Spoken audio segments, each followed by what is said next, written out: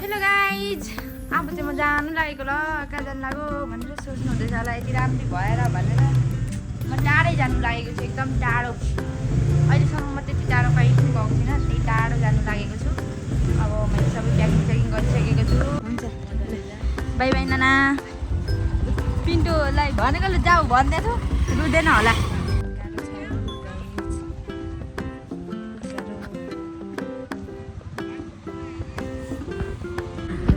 हाम्रो डेस्टिनेसनमा पुग्नलाई त अझै कति हो कति थाहा छैन।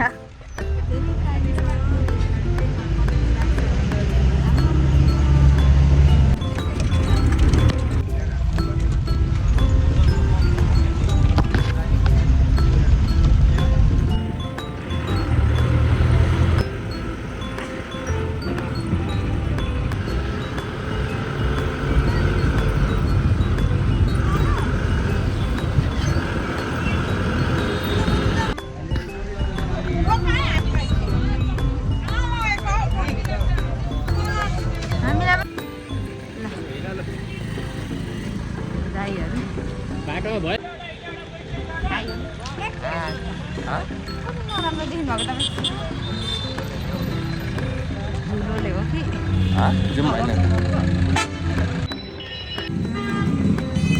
कस्तो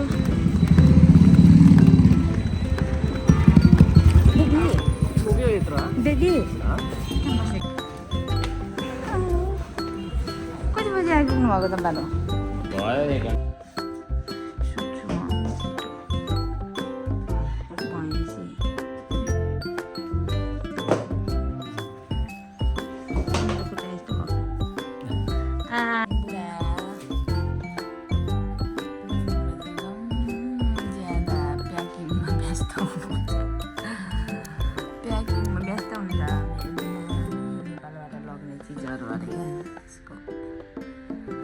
मर्निङ साथीहरू, हामी चाहिँ अहिले बाहिर काँकरभित्र गयो त काँकरभित्र वारी भएका पुरा बस स्ट्यान्ड वारी अहिले मार्छु म घरि वारी घरि छेउमै भक्का खाले ए हाम्रो आन्टीले चाहिँ कस्तो मिठो बुझियो बनाउनु हुँदो रहेछ। अब एकछिन यहाँ हाम्रो डुल्छौँ, हामी घुम्छौँ, हल्का सपिङ गर्नु छ। सपिङ गरेपछि त्यसपछि हामी पारी जान्छौँ। दिनु न ल। हामी चाहिँ अब गाइस चेकआउट भइसकिसक्यौँ है। आइडियाहरू त्यही छ बाबा मेरो। हामी यसमा 1 नाइट स्टे गरेको। अब हामी चेकआउट भइसकिसकेको छौँ। यस कारणमा जानु लागेको छौँ। Okay by by. गाडीमा चढिसकेको छौँ। सम्म चाहिँ हामी प्राइभेट गाडीमा जान्छौँ, यसपछि ट्रेनमा जान्छौँ।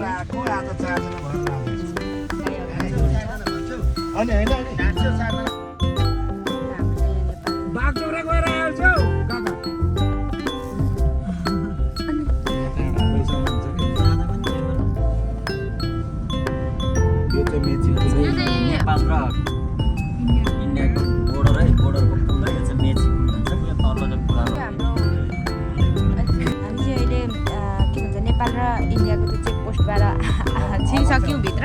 तर कति धेरै टाइट हुँदो रहेछ क्या। यहाँबाट चाहिँ हामी फर्किँदा चाहिँ अब उता जोगमुनिको बाटो फर्किने सोचेको छौँ। यता हाम्रो ब्यागहरू पनि चेक गर्नु पर्यो, हामीलाई मात्रै होइन। गाह्रो रहेछ हामी मात्रै आयो भने त छिर्नै नदिने रहेछ। अन्त धेरै सामान चाहिँ नबोक्नु है। भरे त्यो गाडीमा लाउँदा झार्दा आफूलाई नै गाह्रो हुने रहेछ। थोरै थोरै बोकेर आउनु, धेरै सामान बोक्नु हुँदैन, उतै पाइहालिन्छ सबै। के कसो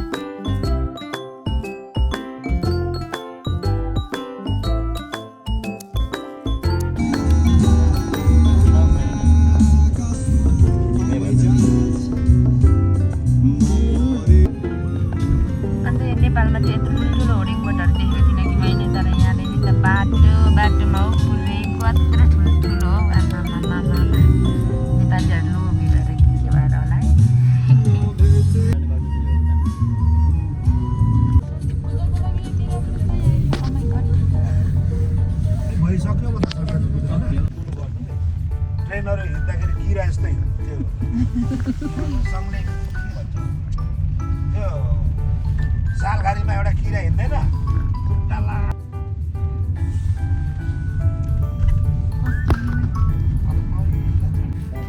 हामी गाइज एनजेपी आइसकिसक्यौँ हेर्नुहोस् यहाँ चाहिँ बजार जस्तै छ गाडीहरू बजार जस्तै छ देख्दै गरेको हो पनि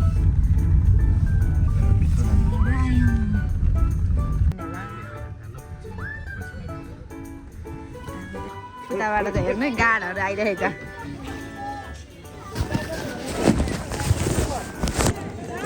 ल अब चाहिँ हामी भित्र जाने रेलवे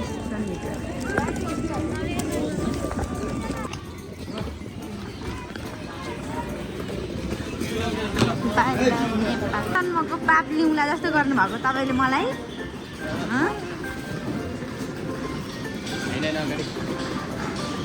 अब यहाँ लिफ्ट बनिसकेको रहेछ अब हाम्रो निस्क्यो तेल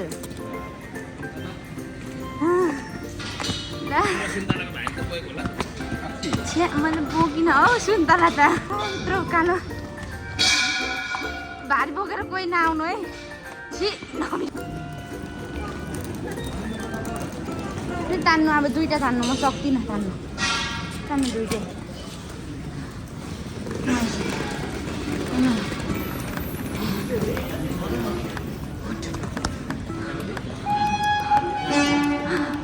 गर्नु भनेको होइन सुरुमा म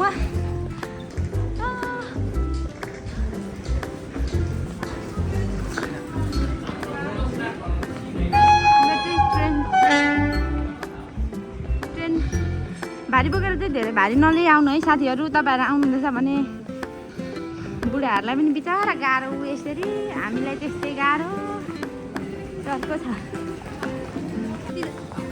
दिनभरि राम्रो बनिँदा गरेर के गर्नु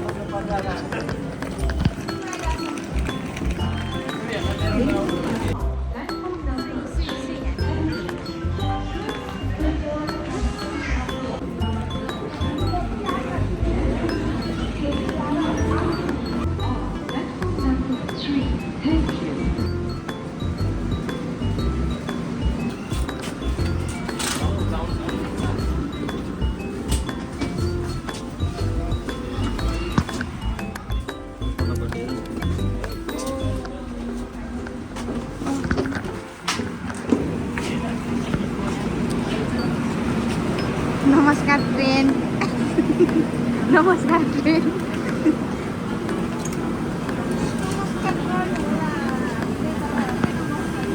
मैले ट्रेनलाई नमस्कार गरिसकेँ हाम्रो टोलीहरू चाहिँ यता पनि फेरि न्यू भ्लगर सरी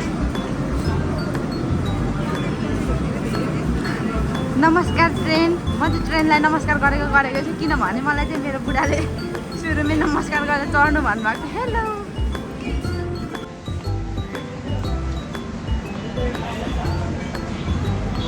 गरेर देखाउनु त लु पहिला यसरी गर्नु छ भने सिकाउनु न नमस्कार गर्नु फेरि पहिला मेरो भयो खतरा हिन्दी पनि ठोकिदिइहाल्छु कि तर छेउना टुप्पाको ठोकिदिन्छु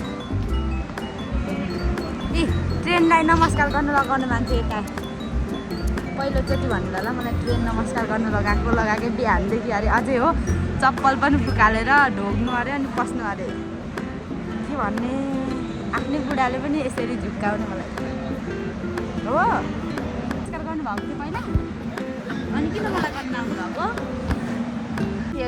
अब चाहिँ भने मेरो यो ट्रेन नचलिन्जेलको अगाडिको भ्लग चाहिँ म यति नै इन्ड गर्न चाहन्छु फेरि सुरु गर्ने नै छु ट्रेन चढेको भिडियो अर्को बनाउने नै छु किनभने साथीहरू हेर्नु धेरै लामो भयो म चाहिँ एडिट गर्न आउँदैन भर्खर सिकिरहेको छु अब एडिट गर्नु धेरै गाह्रो हुन्छ नि त धेरै लामो भएपछि त्यही भएर थोरै यति नै है अहिले स्थगित गर्छु ट्रेन चढेपछि म पुगिन्जेलसम्म एउटा भिडियो हुने नै छ लाइक कमेन्ट सब्सक्राइब सेयर सबै गरिदिनु होला हस् त बाई बाई अर्को भिडियोमा भेटौँला